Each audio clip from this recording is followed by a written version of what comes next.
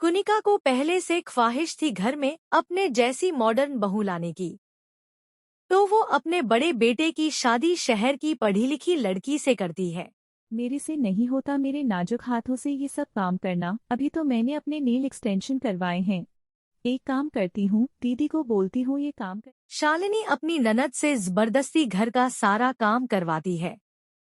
घर के सारे लोग शालिनी से बहुत परेशान हो गए हैं।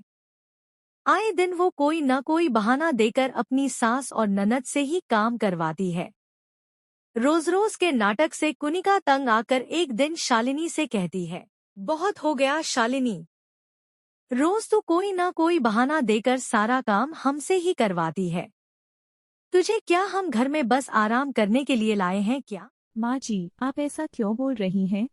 सुबह शाम का खाना तो मैं ही बनाती हूँ। आप लोग बस बाकी का कुछ छोटा मोटा बचा हुआ काम करते हैं। और आपको ही तो शहर की बहू चाहिए थी ना, तो फिर झेलो। ये गवारों वाले काम मुझसे क्यों करवाते हो? कुनिका अब मन ही मन सोचती है, इसे कुछ भी बोलने से कोई फायदा नहीं, किसी की ये सुनने वाली तो है नहीं। अब ऐसे ही कई दिन बीत जाते हैं। एक दिन सुबह कुनिका पार्क में अपनी पड़ोसी के साथ बैठी हुई होती है।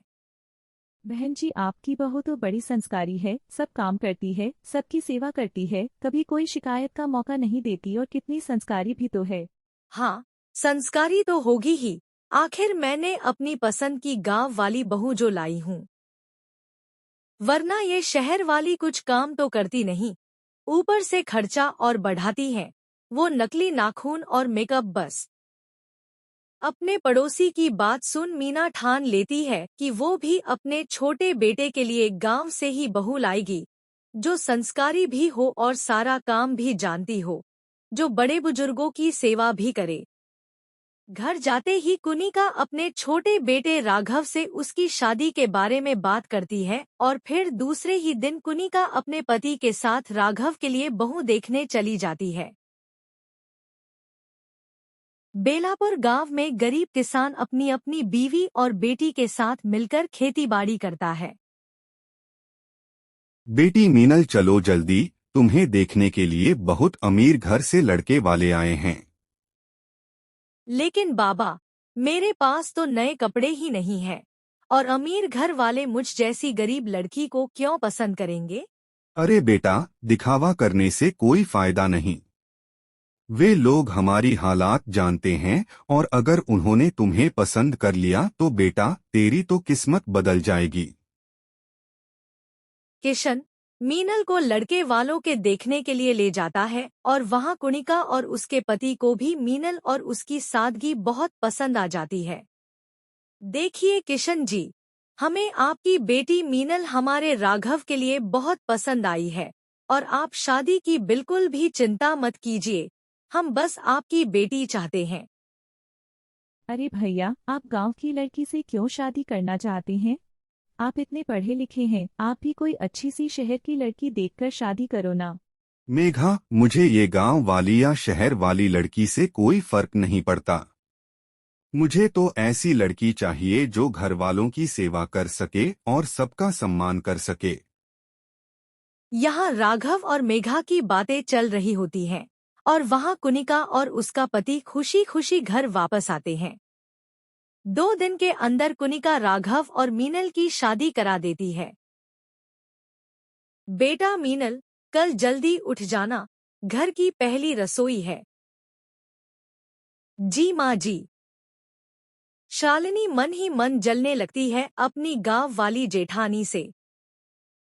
देखते हैं कल ये गांव वाली गवार अपनी पहली रसोई में क्या गुल खिलाती है। वही गांव वाले दाल ही खाते होंगे इसे बस।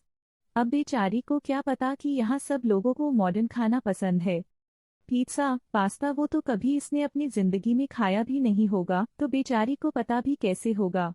अपने पहली रसोई के दिन शालिनी जल्दी उठकर नहा धोकर किचन में पराठे, दम आलू, खीर, पूरी, हलवा, छोले भटूरे, शाही पनीर और नान बनाती है। सबको खाना बहुत ही पसंद आता है। भाभी, खाना तो बहुत अच्छा बना था आज। और आपको कैसे पता कि गाजर का हलवा मेरा फेवरेट है?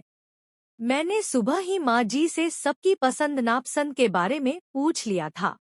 सब लोग मीनल की इतनी तारीफ करते देख शालिनी को बहुत जलन होती है। रोज शालिनी बेवजह मीनल को गंवार बोलती है और उसका अपमान करती है। अब ऐसे ही कई दिन बीत जाते हैं। एक दिन शालिनी बहुत बीमार पड़ती है और यहाँ मीनल इतना बुरा भला सुनने के बाद भी शालिनी की बहुत सेवा करती है और उसे जल्दी ठीक कर देती है। मीनल को अपनी सेवा करते देखकर शालिनी को अपनी गलती का एहसास होता है, जिससे वो इतने दिन जलती थी। आज वही उसकी इतनी सेवा कर रही है। मीनल, मुझे माफ कर दे। मैंने तुम्हें बहुत भला बुरा कहा, लेकिन मुझे अब मेरी गलती समझ आई है। दीदी, आप माफी मत मांगिए, आप तो मेरी बड़ी बहन जैसी हैं। और बस मीनल और शालिनी आपस में अपनी सुलह कर लेती हैं और तब से उनका परिवार एक खुशहाल जिंदगी जीता है।